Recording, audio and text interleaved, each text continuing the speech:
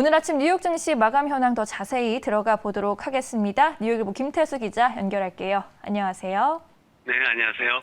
네, 오늘 다우와 S&P 500 또다시 사상 최고치를 쓰면서 소폭 오르기는 했지만 3거래일 연속 최고치를 다시 썼습니다. 오늘 시장 분위기 어떻게 보셨나요?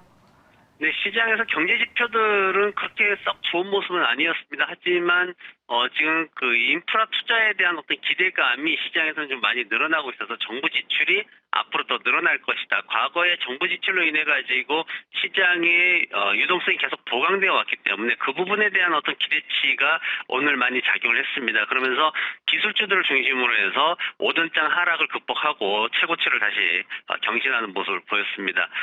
신규 실업수당 신청자 수가 3주 연속 하락했습니다. 시장에서는 10,000 건에서 2만 건 정도 하락할 것이다라고 예상을 하고 있었는데 그래도 2만 건까지는 아니었지만 10,000 건 하락했기 때문에 하락세가 지속되고 있다. 그 부분에 대해서 긍정적으로 해석을 하는 모습이었습니다.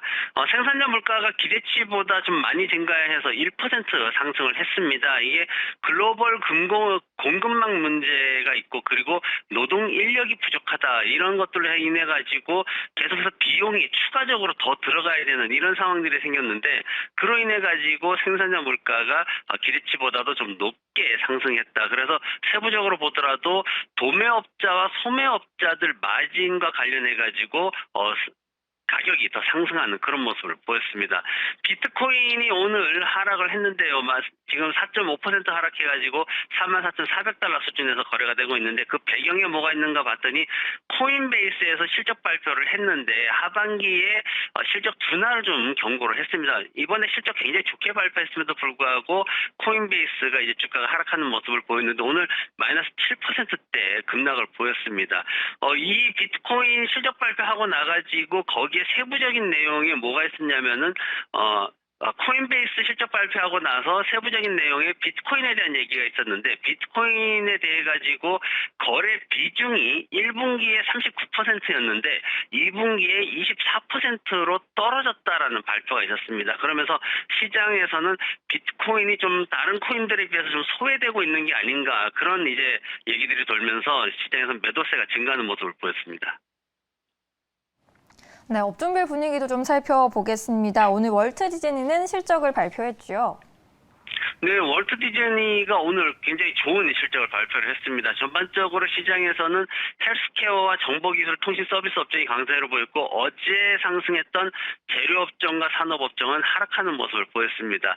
디즈니가 실적 발표를 했는데 매출이 170억 달러를 넘겼습니다. 예상치보다도 좀 한 2억 달러 정도 넘어섰고요. 그리고 순이익 같은 경우에도 55센트 예상하다가 80센트로 크게 뛰는 모습을 보였습니다. 디즈니 플러스 가입자 수도 1억 1,600만 명으로 1억 1,300만 명을 아주 크게 넘어서는 모습을 보였습니다.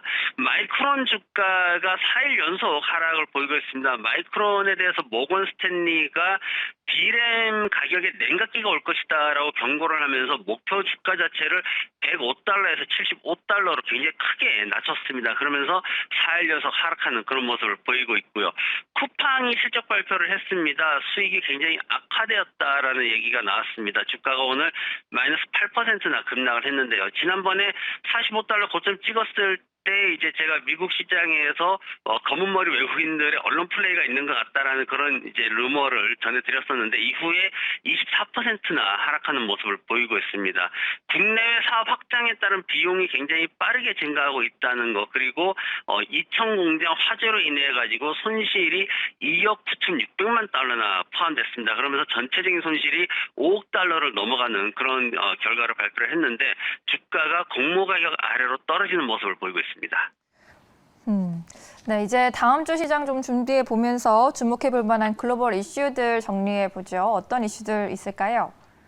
네, 다음 주에는 코로나 확산되는 문제들 그리고 소비 관련주들의 실적 발표에 대해서도 좀 주목을 해야 될 것 같습니다. 지금 11일 수요일 어제 14만 4천 명의 확진자가 발생을 했습니다. 지난주에 비하면 상승 탄력이 좀 줄어들긴 했지만 그래도 고점을 경신하고 있는 그런 상황이기 때문에 그 부분들로 인해 가지고 하반기 경제 성장에 대해서 계속해서 위협적인 그런 경고들이 나오고 있어서 그 부분을 좀 주시를 해야 될 것 같고요. 일단 내일 같은 경우에는 8월달 미시건대 소비자 신뢰지수 예상치가 7월달 81.2에서 소폭 상승해서 81.5를 기대하고 있다라는 결과가 발표될 거고요. 그리고 다음 주에는 소매 판매와 산업 생산이 소폭 둔화될 것으로 그렇게 예상이 되고 있습니다. 다음 주 화요일 날 월간 소매 판매가 발표가 되는데 이 소매 판매가 아직 안정된 흐름을 보여주지 못하고 등락을 좀 거듭을 하고 있는 모습입니다. 6월 달에 0.6% 상승에 이어서 7월 달에는 0.2% 하락이 예상되고 있고요. 산업 생산이나 제조업 생산 같은 경우에도 7월 달은 6월 달 상승보다는 소폭 둔화될 것으로 그렇게 전망이 되고 있습니다. 실적 발표가 이제 거의 마무리되어 가는 상황입니다. 다음 주에 소비 관련주를 중심으로 한 300여 기업들이 실적 발표를 앞두고 있는데 화요일 날 월마트와 홈디포가 있고요. 수요일 날 엔비디아, 시스코 시스템즈 그리고 타겟, 로스, 로빈후드까지 이렇게 예정이 되어 있습니다. 목요일 날 콜스나 메이시스 백화점 그리고 BJS 같은 유통업체들이 실적 발표를 앞두고 있고요. 금요일 날은 디얼하고 풋라커가 실적 발표를 앞두고 있습니다. 월마트 같은 경우에는 전년 동기 대비해서 마이너스 2센트 주당 순이익이 하락할 것으로 그렇게 예상이 되고 있고 그리고 엔비디아는 전년 동기보다는 2배 이상 상승한 85센트 주당 순이익을 기대를 하고 있습니다. 다만 기술주들 같은 경우에는 무엇보다 하반기에 전망이 어떻게 나오느냐가 중요하기 때문에 그 부분을 잘 보셔야 되고요. 최근에 소매 판매 기업들이 좀 주목을 많이 받고 있습니다. 메이시스 백화점 같은 경우에는 전년 동기에 81센트 주당순 손실이었는데 이번에는 13센트 정도 주당순 이익을 기대하고 있습니다.